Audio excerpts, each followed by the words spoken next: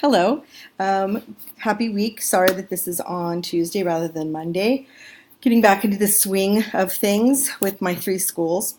This week's discussions and readings have been based on a discussion board, and I really love this type of discussion. I love the use of the discussion board. I love blogs. I use them both for my physical classes, my online classes, my hybrid classes. I use this. So a little bit of background on this particular. We're currently reading a book in my 202 class about, it's called The Line Becomes the Border. And it's a new book. I've just brought it in this semester. I usually rotate books out every 3 semesters. I'll rotate out a book and rotate in a new book. And I'm really happy about this one. In a nutshell, it's about a gentleman who's gung-ho about helping people, so he becomes a border patrol agent in Texas. And he's just across from Ciudad de Juarez, and he becomes very disillusioned with what he sees.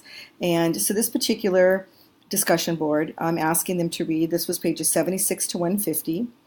It's their third discussion board in this particular sequence of the novel, and I'm asking them to explore what main theme presents themselves, what main themes present themselves. Now, in preparation for this, our class has done huge discussions. We kind of introduced as a whole class, we just put a whole bunch of themes up on the board, what students decided that they thought was interesting, or stuff that stands out to them, whether it's metaphors, whether it's the use of language. This particular novel has a lot of foreshadowing. This memoir, rather, has a lot of foreshadowing. It has a lot of metaphors. It's nonlinear. It has it switches tenses, and so it's really complex. So we kind of threw all of these main themes and ideas up on the board, and then as a group, each group runs up and decides which theme they want to discuss.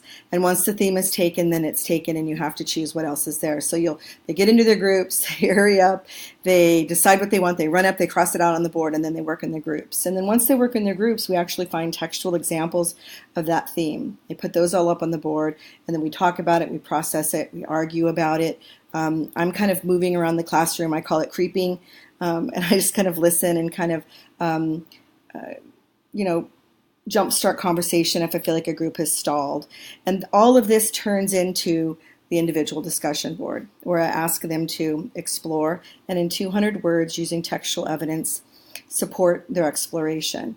Then within 2 days, I'm asking them to comment on a fellow student's, and they can either respond to the 2 questions that the students post, or they can respond directly to what the student has posted in their reflection.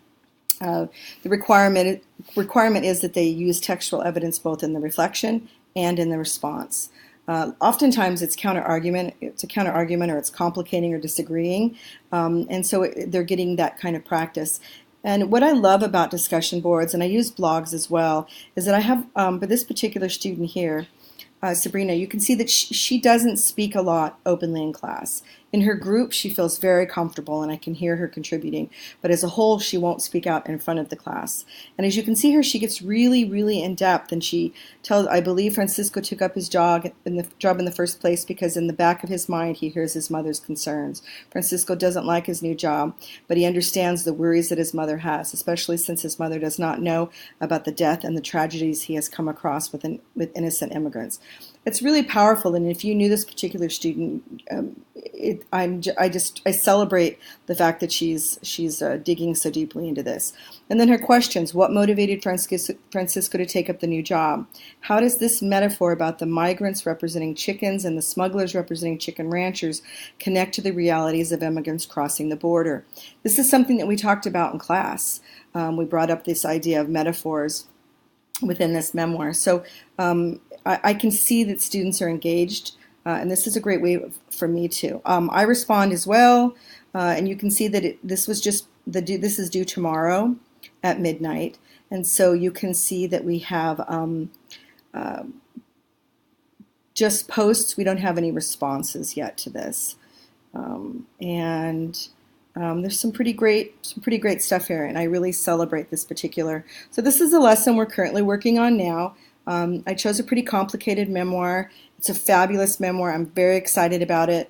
and my students seem to be pretty engaged. I always ask them, look, this is a new book, this is a new memoir, we're working it through together. I get a lot of input from them, and oftentimes that determines whether or not I use the book again. As a whole we celebrate it or not. So this is my lesson. I'm really excited about this week's discussions about discussion boards. I'm really excited about some of the stuff in the article. I began using because of quiet students. When he says when students begin to communicate online, their perception of audience begins to shift. That totally resonated with me, and I'm really, really excited about this lesson. So thank you. Bye.